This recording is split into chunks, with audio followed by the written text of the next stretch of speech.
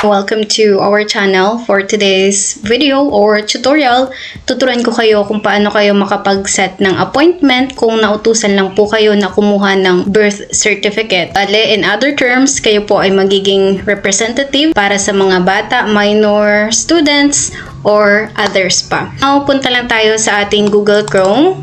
Search lang natin ang PSA appointment system. Okay, click lang natin ito. Dadalhin tayo dito. To totally complete our appointment, meron tayo ditong step 1 to 9. Okay? Kayo na lang po ang bahala na magbasa dahil later on, may encounter naman po natin ito. Scroll down lang, click book appointment. Basahin nyo na lamang po ito. Scroll down ulit, click I agree. Now, here are the important reminders. Tatandaan po, number 1, minors are not allowed to book an appointment. Okay, number 2, we have, if the requesting party is duly authorized representative, the copy of authorization letter, special power of attorney or affidavit, and copies of valid ID must be presented and submitted. Okay, for example, di ba representative ka, kukuhanan mo yung student mo, which is minor, kailangan mo ng authorization letter from the parents. Pero kung ang kukuhanan mo naman ay nasa legal age na, siya mismo po ang magpo-provide ng authorization letter na dadalhin ninyo. And aside from that po, ay kailangan nyo magdala ng physical copy ng inyong valid ID mismo and photocopy po ng valid ID ng kukuhanan ninyo. Number 3, dito kailangan nyo mag-provide ng complete and correct details for applicant or kung authorized representative ka. Number 4, this appointment and scheduling system allocates slots on a first-come, first-served basis. Kaya it's quite really important na mag-book kayo ng tamang oras. Okay? Para hindi kayo malate because this is a first-come, first-serve basis. Here are the list of valid IDs na pwede po natin magamit upon claiming our birth certificate or birth certificate ng ibang tao. Don't worry because one valid ID is enough. Click lang natin. Okay, here are the list of valid IDs or identity documents. The first one is DFA ID, pwede, LTO, PRC ID, IBP ID, GSIS ID, SSS Multi-Purpose ID, Pag-ibig ID, Voters ID or COMELEC, Postal ID, pwede, Senior Citizens ID, OSCA or LGUs ID, OFW ID, DOLE, OWA ID, Marina, Diplomat Consular ID issued by the Philippine Embassy, NBI, PNP, DSWD, 4Piece ID, PWD ID, NCDA ID, DOH ID, DAR, DENR, AFP, and DOJ IDs are acceptable. Now, let's go back. Click next. What is the purpose of your appointment? We are going to select a purpose. Click lang natin ito. Okay, the first one we have here, get copies of civil registry documents and certifications. Next, for first-time court decrees and legal instruments or CDLI request. Next, for consultation through Public Assistance and Complaints Desk. For submission of compliance of supporting documents per PSA feedback form.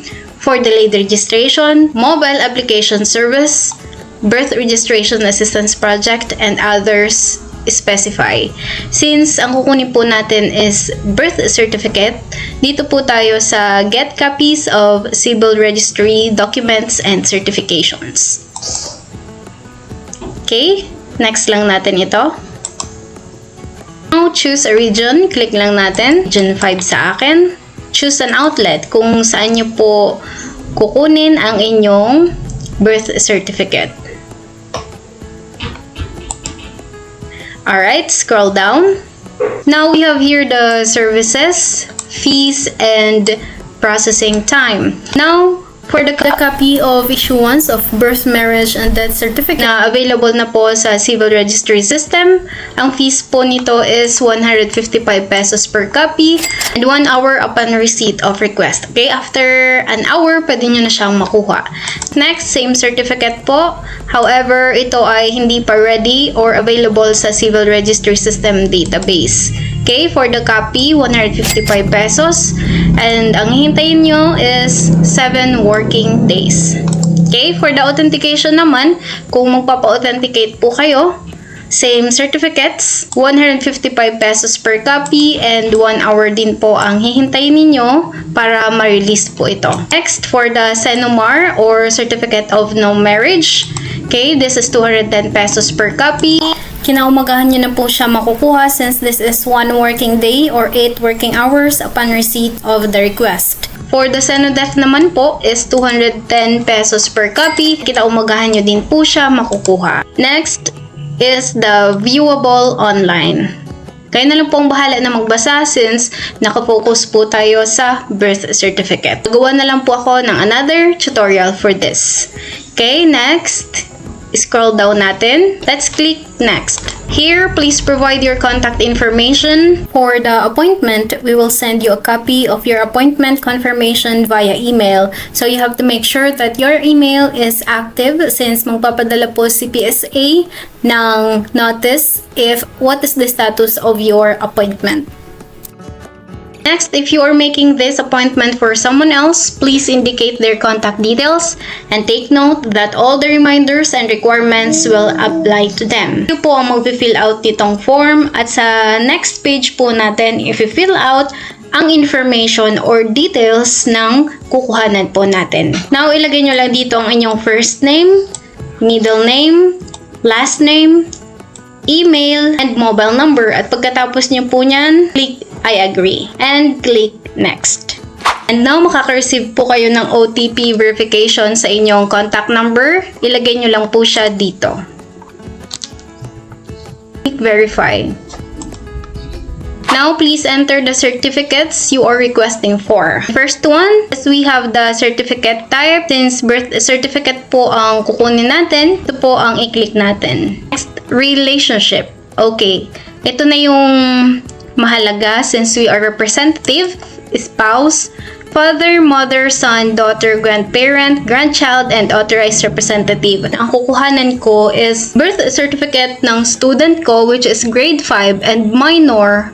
Okay? Ito ang aking pipiliin dahil naatasan lamang ako ng parents niya na kumuha because they are busy. Click lang natin ang authorized representative. Now, dito nyo na ilalagay ang kanyang first name, ang kanyang middle name, and ang kanyang last name. Halimbawa, ang pangalan is John Kyle.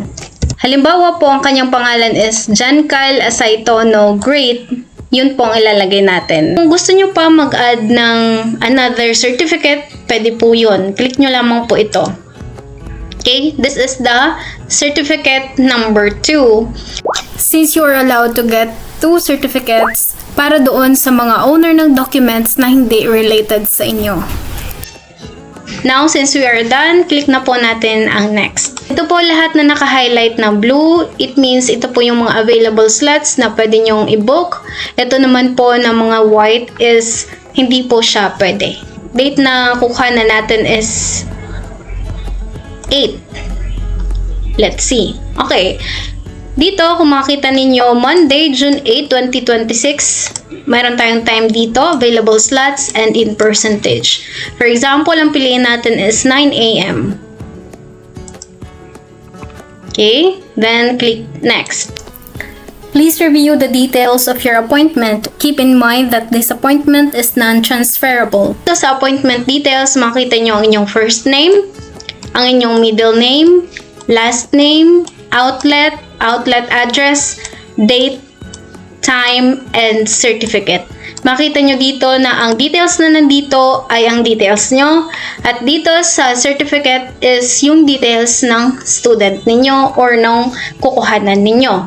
Okay, we also have here your email and your mobile number. Pagkatapos po nyan, click nyo na ang confirm.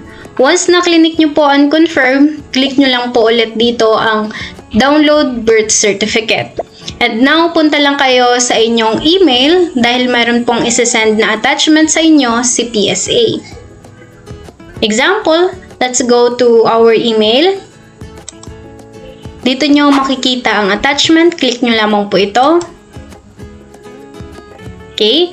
Dito nyo makikita ang Civil Registration Service Appointment Slip. Okay, this is quite really important dahil hindi po kayo makakakuha once po na wala kayo nito. Para ma-download, click nyo lang po ang button na ito. Automatic ma-download nyo na po siya at pwede nyo na siyang ipaprint. Ayun lang siya guys. I hope it helps. See you po sa ating next tutorial. Bye!